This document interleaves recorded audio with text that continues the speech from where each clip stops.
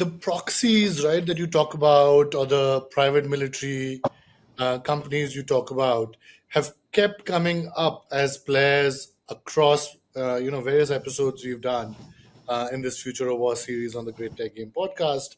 Um, and one of the questions that also keeps popping up is when you think about it from a geopolitical conflict standpoint, predicting how these commercial entities will actually act becomes a key question, right? I think you already started referring to it.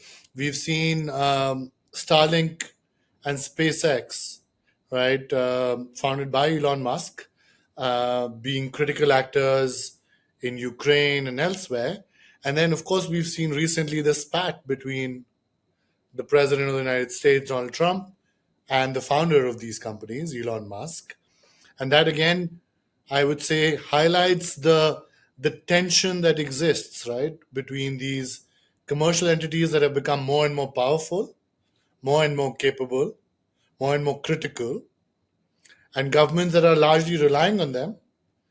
And so the question I have for you is, how do you, as whether you are sitting in the government or whether you're sitting in the commercial entity space, how do you start to predict how this tension will get managed over time, right? In wartime versus peacetime, will the governments possibly try and exert much greater control? Will they try to break monopolies? For example, I believe recently heard the president say we need to break the monopoly of SpaceX and get more competition, right? So talk to us about that relationship, because I think ultimately that will be a very critical piece of how we'll see the domain evolve. Of course, there's also the element of let's say a US commercial entity or a European commercial entity dealing with a foreign government, right? So there's US entity, US government, that dynamic. And then there's, of course, the foreign government, foreign entity dynamic. How do you expect that to play out? Well, so that's an important question, and in the circles I travel, that's brought up a lot.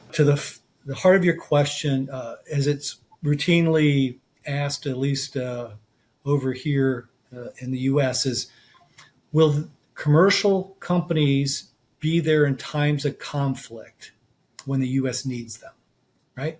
So, this idea is, well, commercials just after the money, right? This is have they're going to cut and run if they need this underlying thing. So commercial entities are motivated for a variety of different reasons. Some of them are social and geopolitical. We saw that by how some companies responded when Russia invaded Ukraine and pulling out of Moscow and the others. So there's a social conscience type of thing. Some of it's market share, trying to increase the market, but not about profit. So it's a long-term vision, and then sometimes it is about profits and the like. And because as we talked about, there's between contractors and there's different, we call them different shades of commercial. So for the U.S., we have U.S. or Western-leaning commercial entities that usually do business with the U.S. government or Department of Defense, and their contracts are written where they're going to be, I would count them, they're going to be there because their contracts are written. If they suffer losses or damages, they're going to be identified or be compensated after the conflict. Now, there's others. There's what we call gray commercial, those that are not aligned to any country, that are just part of the free marketplace and just want to be left alone so they can be part of the growing sector. So that's where it's like, where will they fall out?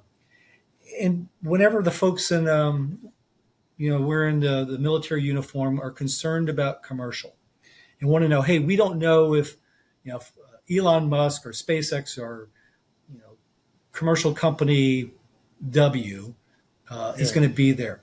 We have to wrestle with that same question on the geopolitical, will our allies be there, right? Yeah. Because democracies, we elect officials, and every election can bring in a new power and a new way of thinking. So, this isn't unique just to commercial. Depending on the greater, what is the reason for the war? What is going on with the neighbors associated with this conflict? So these countries, their political leaders are going to make determinations based on that and what their electorate brought them into office for. So again, it's not isolated just to commercial. Uh, and this is my own view. I sometimes think commercial companies will be more reliable based on their contract than sometimes democratically elected politicals, Yes. because the contract is written, and if it's written well, they're going to exercise, because breaking contracts is bad business. So you break a contract, you're not going to get future work, and you may be taken to court for breach of contract. So every contract has usually war clauses. So if there's damage or things that they can't control, they have ways to escape it. But overall, most of the commercial entities I talk to, or their executives, they're going to execute the contract, and they're this isn't their first time at it. So those contracts were written. If I'm providing services in times of hostilities that cause harm to my satellite, I'm going to be compensated. So this brings up an important question. A lot of my European friends, they have a different relationship with their commercial. They Right. can So governments can take over some of those commercial entities. I think it's in France and maybe Canada. So my viewers out there, don't get on me if I get this wrong, but there's certain countries that can take over their commercial entities, especially if they were part of a public-private partnership. The U.S., we do not do that. We have a Defense Production Act, which is not taking commercial companies over, but it's telling them what to produce. So it's a fine line. But every company that is licensed within a host country has different relationships with regulatory licensing and the laws of that country, and have to act accordingly. So it's a complicated answer, maybe not as simple, but it's definitely something worth following. But again, it's not a new question.